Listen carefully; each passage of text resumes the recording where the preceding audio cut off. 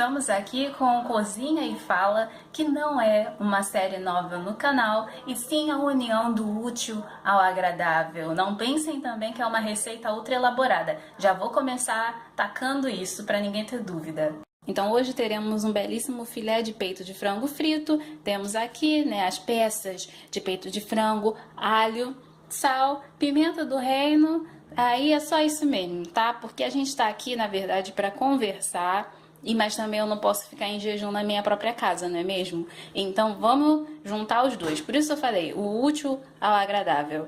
O que aconteceu aqui? Eu estava gravando, a memória do celular encheu por teimosia minha e agora estamos de volta. Só que aí gravação vai, gravação vem. Já temperei o frango, também era só isso que tinha para fazer. Depois a gente frita. Eu não vou fritar o frango enquanto converso com vocês, porque senão o áudio do vídeo fica destruído, ninguém vai conseguir ouvir nada, né? Não vamos fazer isso hoje. Essa história aqui de cozinha e fala é uma união do útil ao agradável, porque eu estou aqui nesse momento onde falta menos de um mês para eu completar 2 décadas de vida, 2 décadas bem vividas, né?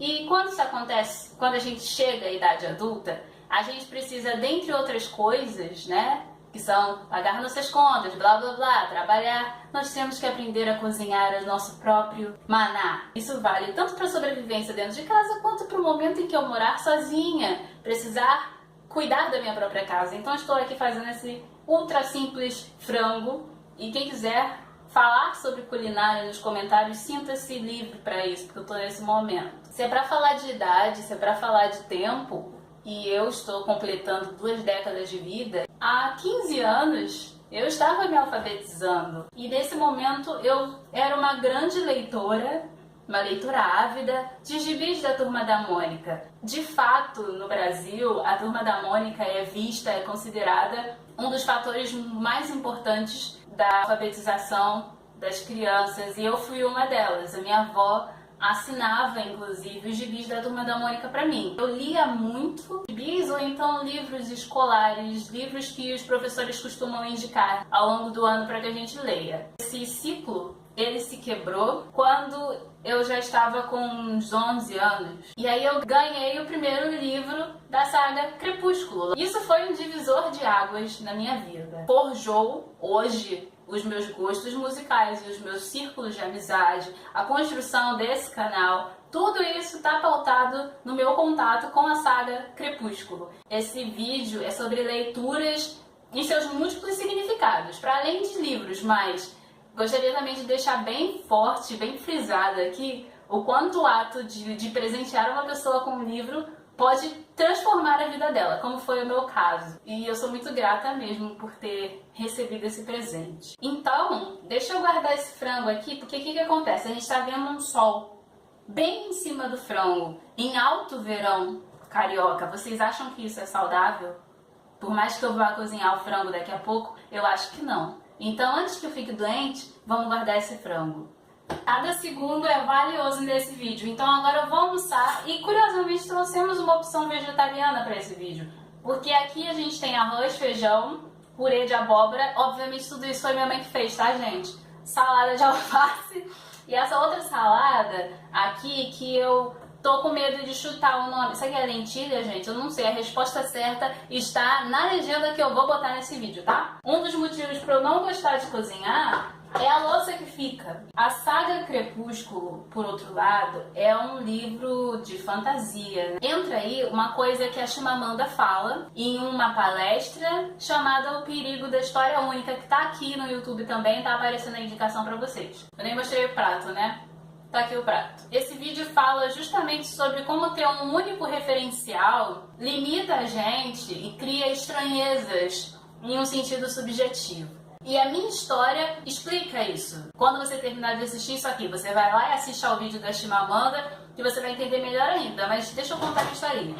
Tem gente que gosta muito de ler e que também acaba gostando muito de escrever. Quando a gente está no ensino fundamental, isso é bastante incentivado, inclusive, porque o gênero literário que a gente mais usa é a narrativa. Então você junta uma pessoa que lê muito com a criatividade dela e a tarefa de escrever narrativas, Temos aqui então uma pessoa que provavelmente vai contar histórias. Eu decidi escrever a minha própria história, mas num sentido diferente do que a gente entende como fanfic, né? Fanfic seria eu pegar a história lá do Crepúsculo, escrever alguma coisa inspirada ou parecida, com o propósito de colocar na internet. E aí trocar com as pessoas, mas não era esse o meu propósito. Tanto que eu escrevi, na verdade, num caderno em casa pra mim e foi.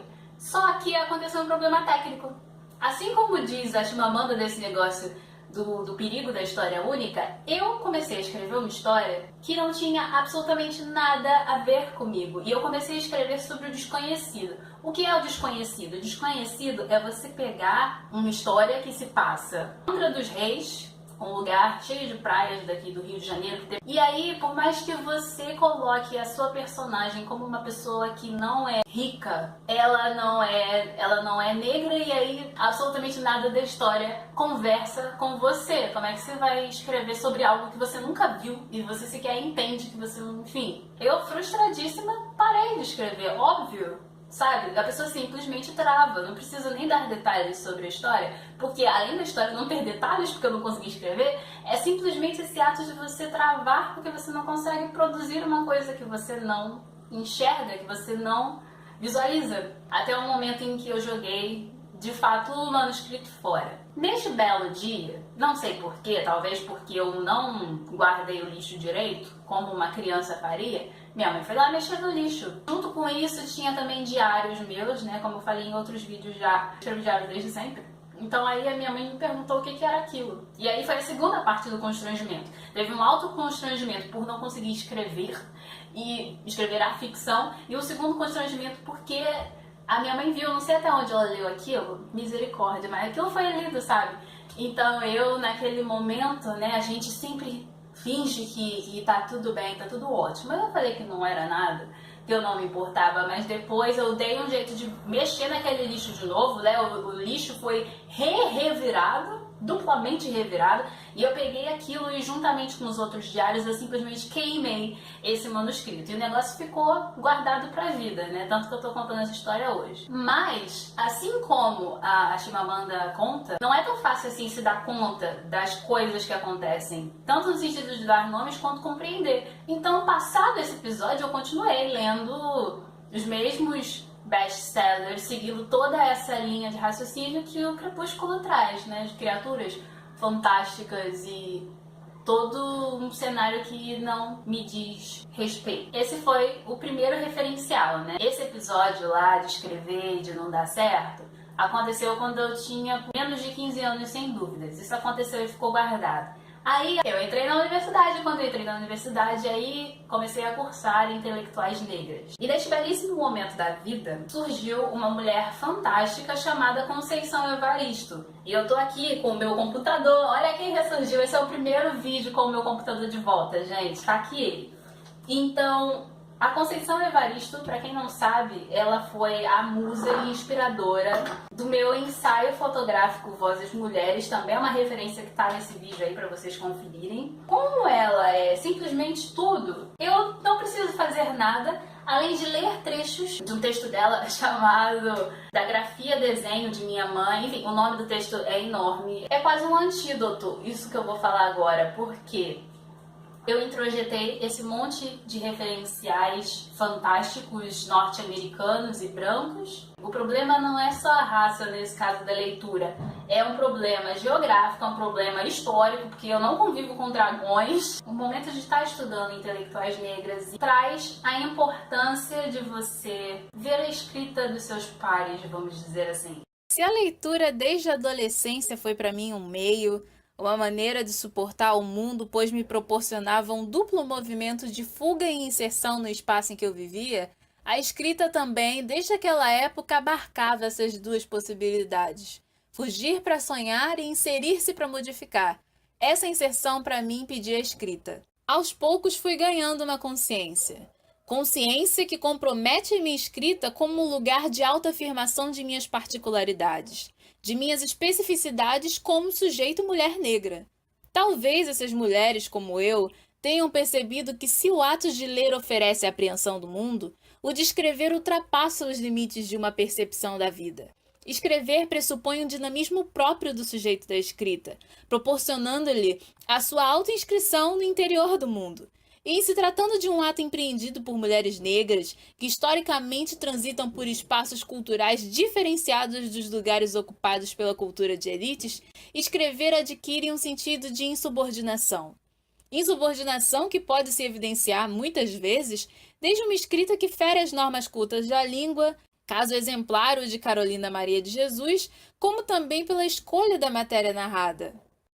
Então a leitura ela não é só entretenimento pra gente. E quando ela fala sobre essa inserção através da escrita, pra mim e pra Conceição, nossa, que íntimas, né? Pra gente, a inserção funciona através da escrita, mas pra outras pessoas, tipo você, isso pode ser através de criar o próprio canal no YouTube, ou trabalhar com alguma coisa, ou estudar um certo curso. Então, cada pessoa se insere, se vê inserida no mundo de alguma forma. E aí, uma coisa muito importante que a fala dela traz, é um outro sentido também, dá pra gente brincar com a expressão história única.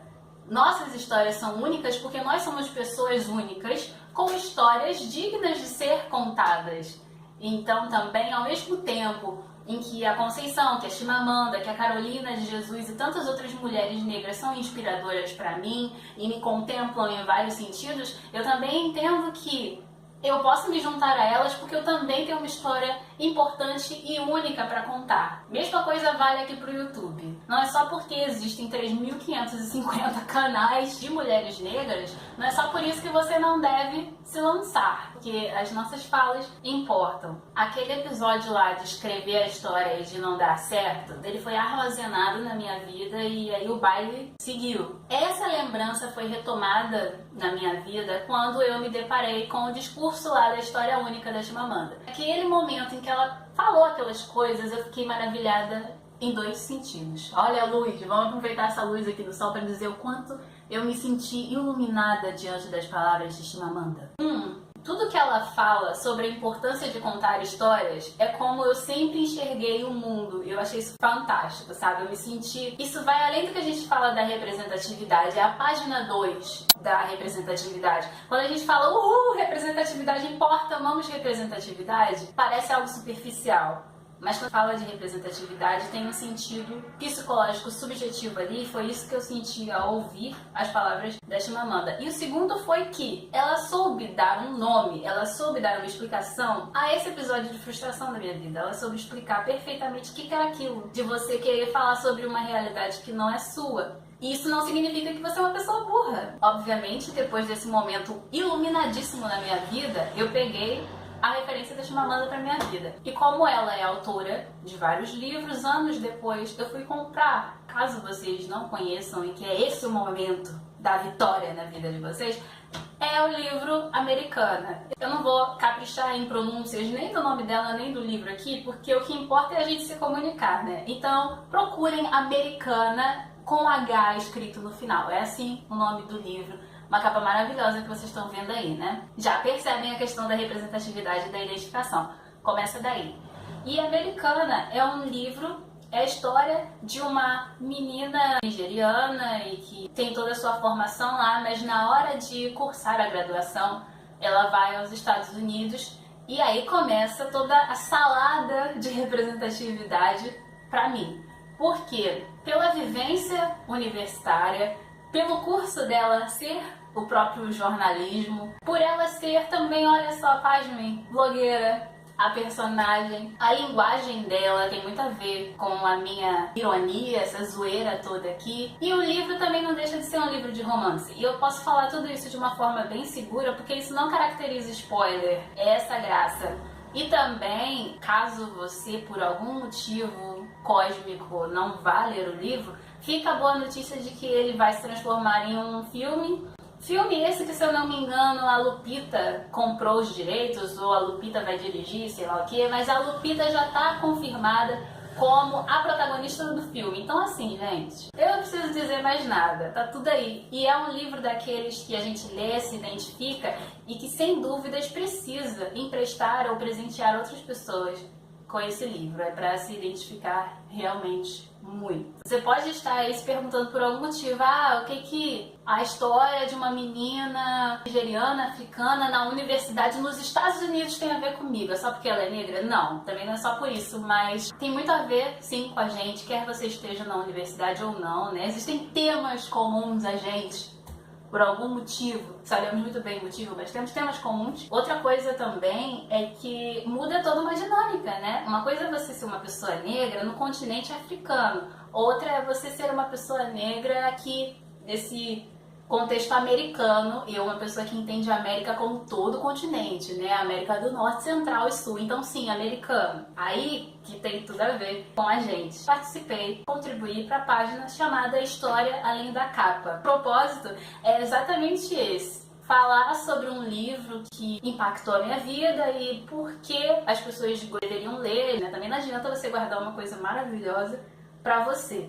Então, tá lá a minha participação. Vocês podem acessar a página, podem inclusive contar. Se você, ao ouvir todo esse vídeo aqui, se você pensou em um livro também que te marcou, você já pode ir lá no inbox da página e falar como é que foi isso e participar também. Para fechar, para falar tudo isso não significa que o problema está resolvido. Vejam bem, uma pessoa aqui que está chegando às 2 décadas de vida, mas que passou 19 anos, 18 anos, ainda com aquele trauminha lá da história da trava da escrita. Então, por mais que agora a gente tenha justificativa, que a gente tenha referenciais, bons exemplos e a ciência de que, amados, um dia vocês vão comprar livros escritos por mim, vocês vão pedir autógrafos a esses livros e tudo mais. Eu tenho noção de todo o potencial, ainda assim existe a trava. Como é que pode? Também saibamos respeitar o nosso próprio tempo no meio desses processos longos. Mas que bom é saber que existem caminhos, existem Chimamanda, existe a Conceição Evaristo e existe aqui esse espaço maravilhoso pra gente contar essas histórias, que é assim como é o nome da página, tá vendo? Só histórias que vão além da capa, muito além. São as nossas histórias de vida. Estou aqui exatamente com o som do frango sendo frito. Tá aqui alguns que eu já fiz, eu não tô queimando nada não, podem ficar tranquilos. E assim termina o nosso vídeo. É esse o momento de você clicar na minha foto com o cabelo e se inscrever no canal. É esse o momento de dar um like, e é esse o momento também de você olhar as indicações desse vídeo, porque elas são fundamentais pra gente dar uma continuada nessa conversa. E é isso, compartilhe caso você tenha gostado, indique livros, não só aqui nos comentários para eu falar, enfim, mas indica livro para outras pessoas. Como eu disse, a leitura ela transforma a vida das pessoas mais do que a gente imagina, tá bom? Então é isso, amados, acabou. Esse vídeo ficou longo, vamos assumir, ficou longo sim, viu?